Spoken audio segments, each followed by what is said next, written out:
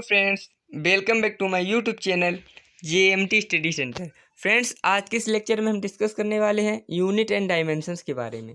Friends, इससे पहले यदि आप मेरे चैनल पर नए हैं या सब्सक्राइब नहीं किया है तो सब्सक्राइब कर लें और बेल आइकन को प्रेस कर लें ताकि आने वाली हर लेटेस्ट वीडियो की नोटिफिकेशन आप तक सबसे पहले पहुँच सके। फ्रेंड्स, आइए वीडियो को स्टार्ट करते हैं। हम डिस्कस करने वाले हैं मात्रक एवं विमानक के बारे में, यूनिट एंड डायमेंशन। यूनिट क्या होता है और डायमेंशन क्या, उसके बारे में आगे चर्चा करेंगे। जानते हैं ये मापन किसे कहते हैं, मेजरमेंट।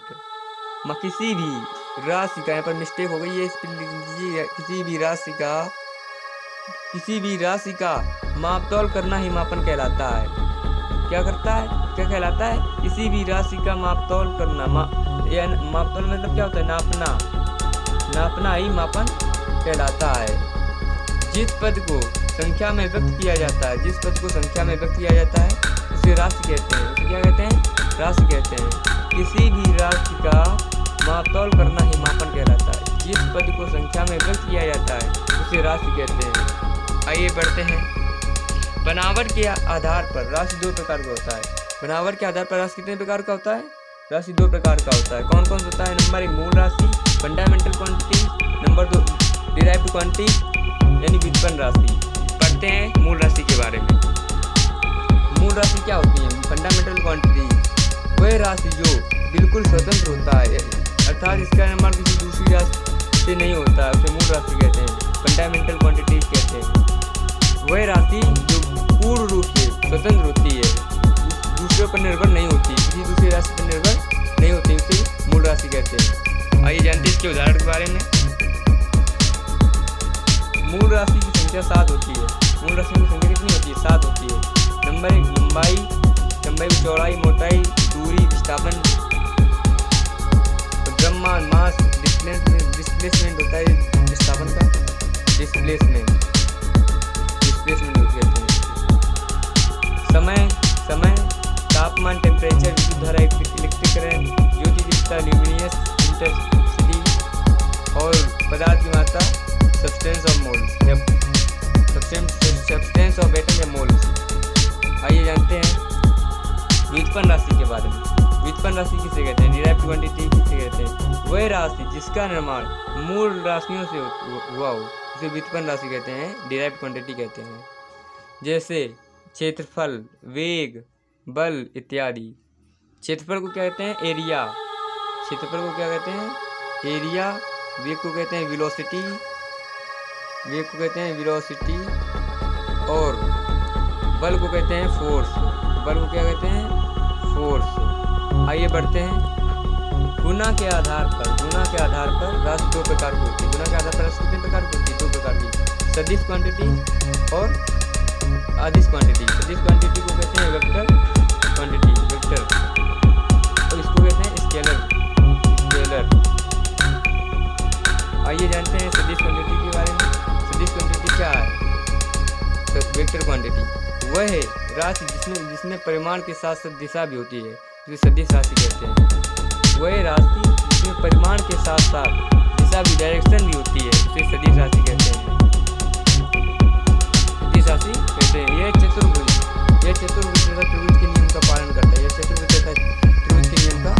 करता है। जैसे आयाम, भार, विस्थापन, त्वरण, संवेग, आवेग, कोणीय, विद्युत क्षेत्र, चुंबकीय क्षेत्र, धारा घनत्व। ये क्या है? सब सदिश राशि के उदाहरण है।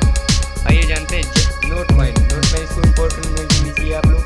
नोट पॉइंट मोस्ट इम्पोर्टेंट है, इसको लीजिए। जब दो वेक्टर एक दूसरे के लंबवत हो तो उसका बिंदु गुना शून्य होता है। एक और नोट पॉइंट है, आप लिख लीजिए, चार बनाकर लिख लीजिए। जब दो वेक्टर एक दूसरे के समांतर हो तो उसका क्रॉस गुणा शून्य होता है। डॉट होता है जिसका गुणा शून्य होता है। जब इसका क्रॉस होता है, समांतर होता है, तब ये क्रॉस होता है तो शून्य होता है, और जब ये लंबवत होता है डॉट लगता है, इसमें शून्य होता है। आइए जानते हैं। देखिए यहाँ पर नोट पॉइंट है, इसमें आप नोट करके लिख लीजिए। बहुत इंपॉर्टेंट पॉइंट है ये लोग। देखिए, दो सदिशों का योग हमेशा सदिश होता है। दो सदिशों का योग हमेशा सदिश होता है। और दो व्यक्ति सदिश का गुणा सदिश और अदिश दोनों होता है। दो सदिश का गुणा सदिश और अदिश दोनों होता है। और दो सदिश का क्रॉस प्रोडक्ट मतलब डॉट क्रॉस मतलब गुणा प्रोडक्ट, क्रॉस मीन्स गुणा प्रोडक्ट हमेशा सदिश होता है, हमेशा सदिश होता है। और दो सदिश का डॉट प्रोडक्ट एक सदिश होता है। दो सदिश का डॉट प्रोडक्ट एक सदिश होता है। आइए जानते हैं अदिश राशि के बारे में, स्केलर क्वांटिटी के बारे में। वह राशि जो जिसमें केवल परिमाण हो उसे अदिश राशि बल्कि दिशा नहीं होती है। This quantity has no dimension. क्या है? ये दिशा नहीं रखती है। एग्जाम्पल देख लेते हैं। विद्युत धारा, दाब, चाल, आयतन, कार्य, ऊर्जा, शक्ति, ताप आदि अनेक भी अन्य उदाहरण हो सकते हैं इसके। तो आइए जानते हैं। यदि फ्रेंड्स इससे पहले यदि आपने मेरे चैनल को सब्सक्राइब नहीं किया तो सब्सक्राइब जरूर कर लें और लाइक कीजिए, शेयर कीजिए, जिससे कि आप इम्पोर्टेंट वीडियो पा सकें। जानते हैं मात्रक क्या होता है? यूनिट। यूनिट किसे कहते हैं? किसी भी राशि के परिमाण के साथ प्रयोग होने वाले मानक को मात्रक कहते हैं। जैसे आपने लिखा देखा होगा कि 6 kg, 6 kg, तो kg क्या है? मात्रक है। kg क्या है? यूनिट। ये बताता है हम लोगों को। नोट पॉइंट लिख लीजिए, यहाँ पर नोट पॉइंट दिया गया है। नोट पॉइंट है, यदि मात्रक वैज्ञानिक के नाम पर लिखना हो तो अगला अक्षर कैपिटल लिया जाता है। ये बहुत इंपॉर्टेंट बात है, इसको आप इम्पोर्टेंट में लिख लीजिए। यदि पूरे लिखना हो तो स्मॉल लेटर का अक्षर प्रयोग करते हैं। पूरा लिखना हो तो स्मॉल लेटर का अक्षर का प्रयोग करते हैं। आइए जानते हैं एग्जाम्पल। बल का मात्रक न्यूटन। देखिए, बल का मात्रक क्या है? न्यूटन या एन से इसको डिनोट करते हैं। मात्रक की पद्धतियों के बारे में आगे जानेंगे। जानते हैं भारत में मुख्यतः 4 पद्धतियों का विकास हुआ है। भारत में मुख्यतः 4 पद्धतियों का विकास हुआ है। इसमें कौन कौन सी पद्धति हैं जानते हैं इसके बारे में। FPS पद्धति, फुट पाउंड सेकेंड प्रणाली, और CGS पद्धति, सेंटीमीटर ग्राम सेकेंड प्रणाली, और MKS पद्धति, मीटर किलोग्राम सेकेंड प्रणाली, और एक SI सिस्टम ऑफ इंटरनेशनल प्रणाली। आइए जानते हैं FPS प्रणाली के बारे में। इस पद्धति का विकास ब्रिटेन में हुआ था। इसका विकास कहाँ हुआ था? ब्रिटेन में हुआ था।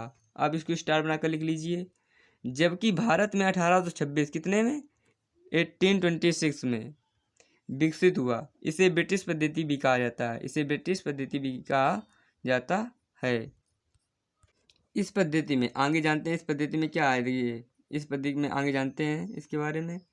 लंबाई का मात्रक। देखिए, लंबाई का मात्रक फुट, द्रव्यमान का मात्रक पाउंड, और समय का मात्रक सेकेंड होता है। लंबाई का मात्रक फुट और द्रव्यमान का मात्रक पाउंड और समय का मात्रक सेकेंड होता है। आइए जानते हैं CGS पद्धति के बारे में। CGS पद्धति क्या है? इस पद्धति का विकास फ्रांस में हुआ था। कहाँ हुआ था? फ्रांस। जबकि भारत में 1956 में लागू हुआ था। कब? 1956 ईस्वी में लागू हुआ था। इस पद्धति को फ्रेंच या मीट्रिक पद्धति भी कहा जाता है। क्या कहा जाता है? फ्रेंच या मीट्रिक पद्धति भी कहा जाता है। इस पद्धति में लंबाई का मात्रक सेंटीमीटर, द्रव्यमान का मात्रक ग्राम और समय का मात्रक सेकेंड होता है। आइए जानते हैं MKS पद्धति के बारे में। MKS पद्धति, इस पद्धति का विकास फ्रांस में ही हुआ था। इस पद्धति में लंबाई का मात्रक मीटर, द्रव्यमान का मात्रक किलोग्राम और समय का मात्रक सेकेंड होता है। आइए जानते हैं SI पद्धति। SI पद्धति जो है वो सिमिलर है किसके? MKS पद्धति के। आइए जानते हैं इस पद्धति का विकास 1960 में अंतर्राष्ट्रीय मापतौल अधिवेशन पेरिस में हुआ था। ये बहुत इंपॉर्टेंट है क्योंकि ये हर बार क्वेश्चन पूछा जाता है कि कंपटीशन में कि अधिवेशन कहाँ हुआ था। आप नोट पॉइंट कर लीजिए इसमें। इसका अधिवेशन कहाँ हुआ था? पेरिस में हुआ था। इसका अधिवेशन कहाँ हुआ था? पेरिस में। कब हुआ था? 1960 में। आजकल इसी पद्धति का प्रयोग किया जाता है। आजकल इसी पद्धति का प्रयोग जो हम नापते हैं कोई भी चीज़ तो SI पद्धति का प्रयोग किया जाता है। इसमें 7 मूल मात्रक होते हैं। कितने मूल मात्रक होते हैं? 7, और 2 संपूरक मात्रक होते हैं। आइए जानते हैं राशि और मात्रक के बारे में। यहाँ पर मिस्टेक हो गई है थोड़ा, यहाँ पर राशि मिस्टेक हो गई।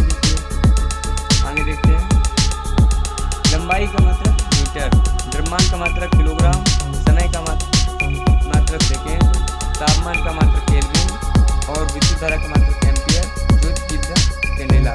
लंबाई को L से डिनोट करते हैं, मीटर को स्मॉल m से, और द्रव्यमान को मास कैपिटल M से, और किलोग्राम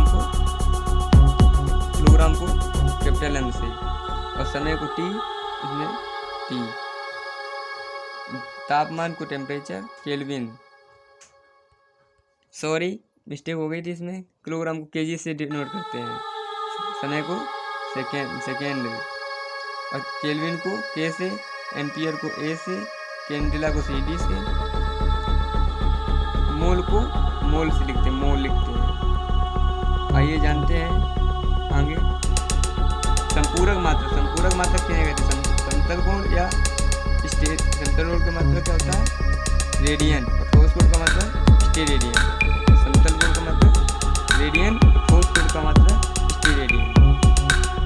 समतल कोण को किस प्रकार से डिनोट करते हैं? आइए जानते हैं। समतल कोण को इस प्रकार डिनोट करते हैं, ये मात्रक होता है, इसको थीटा इसके नाम दे दिया, तो ये है समतल कोण। इसका मात्रक क्या होता है? रेडियन। और जो एक वृत्त है, इसके अंदर ये केंद्र है, और ये इसका जो ये पॉइंट होता है, ये वाला, तो इसको कहते हैं ठोस कोण। ये ठोस होता है। समतल कोण को कोण का मात्रक भी कहते हैं। समतल कोण को क्या कहते हैं? कोण का मात्रक। कोण, इसको क्या लिख सकते हैं? कोण भी लिख सकते हैं, एंगल लिख सकते हैं। और इसको ठोस कोण को लिखते हैं घन कोण, क्यूब एंगल, क्या लिख सकते हैं? Cube root. या फ्रेंड्स, यदि मेरी ये वीडियो आपको पसंद आती है तो लाइक कीजिए, शेयर कीजिए और मेरे चैनल को सब्सक्राइब कीजिए। मिलते हैं अगले वीडियो में।